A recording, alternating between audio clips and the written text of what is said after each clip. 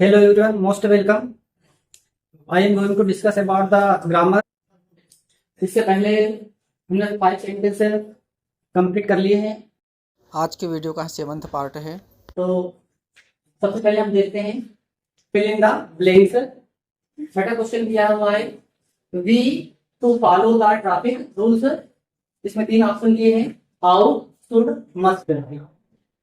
We to follow, हमें follow करना चाहिए द ट्रैफिक रूल्स, ट्रैफिक नियमों का, हमें यातायात नियमों का पालन करना चाहिए।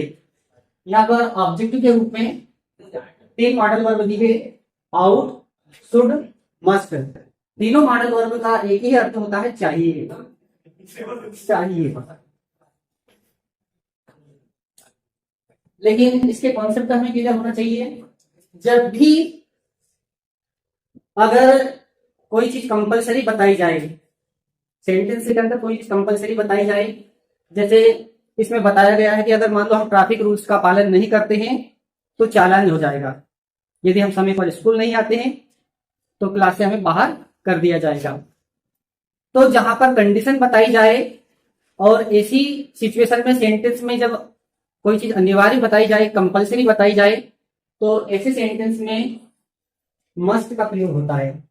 तो यहाँ पर क्या हुआ है, we must to follow the traffic rules, हमें ट्रैफिक रूल्स का पालन करना चाहिए।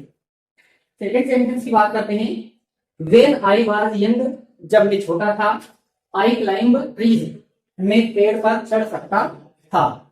जब मैं छोटा था तो मैं पेड़ पर चढ़ सकता था। यहाँ पर 2 सेंटेंस दिए हैं। फर्स्ट सेंटेंस दिया है व्हेन आई वाज यंग, जब मैं छोटा था।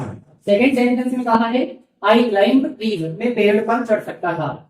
यहाँ पर कैन दी हुई है और कुड दी हुई है, 2 मॉडल वर्ब दिए। ये कैन की सेकेंड फॉर्म कुड है, यहाँ पर ये फर्स्ट फॉर्म है और ये सेकेंड फॉर्म है। अब यहाँ पर आगे वाला जो सेंटेंस है उसके ऊपर डिपेंड करेगी कौन सी मॉडल वर्ब यहाँ पर यूज करें। यदि आगे वाला सेंटेंस प्रेजेंट टेंस में हो तो हम वर्ब की फर्स्ट फॉर्म का प्रयोग करेंगे, और यदि आगे वाला सेंटेंस पास्ट टेंस में हो तो हम बाद वाले सेंटेंस में वर्ब की सेकंड फॉर्म यूज करेंगे। तो यहाँ पर देखिए, यहाँ पर वाज लिखा हुआ है और वाज से पता चल रहा है कि यह सेंटेंस पास्ट टेंस का है और पास्ट टेंस का है, तो हम वर्ब की यहाँ पर सेकंड फॉर्म यूज करेंगे। तो हमारा सेंटेंस तैयार होगा व्हेन आई वाज यंग, जब मैं छोटा था, आई कुड क्लाइंब ट्रीज, में पेड़ पर चढ़ सकता था। थर्ड सेंटेंस दिया हुआ है आई हेवंट बॉट मिल्क टुडे। यहाँ पर 2 डिटरमिनेंट्स सम और एनी का प्रयोग यहाँ पर करने के लिए कहा है। तो सबसे पहले हम सम और एनी के कॉन्सेप्ट क्लियर कर लेते हैं। सम का प्रयोग कहाँ होता है और एनी का प्रयोग कहाँ होता है। सम की अगर हम बात करें तो सम का प्रयोग जो अफर्मेटिव सेंटेंस होते हैं उसमें सम का प्रयोग होता है, और जो नेगेटिव सेंटेंस होते हैं उसमें एनी का प्रयोग होता है।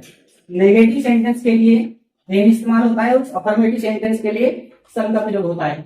अब यहाँ पर सेंटेंस को देखना है हमें कि यह सेंटेंस अफर्मेटिव है या नेगेटिव। आई हेवंट बॉट, यहाँ पर हेव जो हेल्पिंग वर्ब दी हुई है इसमें नोट लगा हुआ है आई हेवंट बॉट, मैं नहीं खरीद चुका हूँ मिल्क टुडे, मैं आज दूध नहीं खरीद चुका हूँ। यहाँ पर सेंटेंस नेगेटिव दिया हुआ है। जब सेंटेंस नेगेटिव दिया हुआ है तो यहाँ पर हम एनी का इस्तेमाल करेंगे।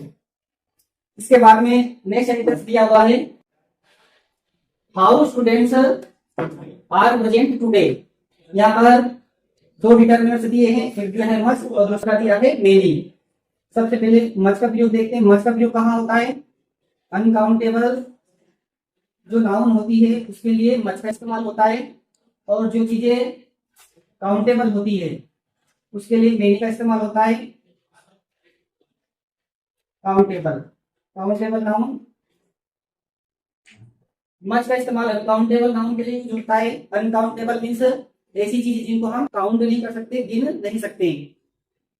जैसे एग्जांपल के लिए मिल्क, शुगर, वाटर।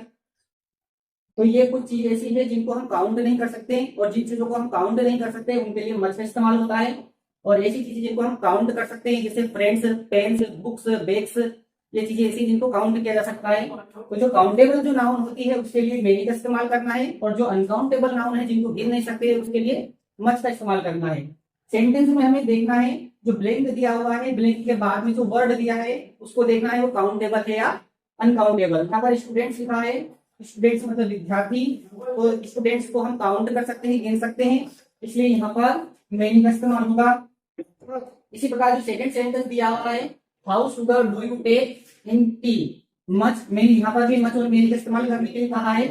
तो यहाँ पर जो ब्लैंक दिया है, ब्लैंक के ठीक बाद शुगर लिखा हुआ है, शुगर अनकाउंटेबल नाउन होती है, शुगर को काउंट नहीं कर सकते हैं, तो यहाँ पर मच का इस्तेमाल होगा।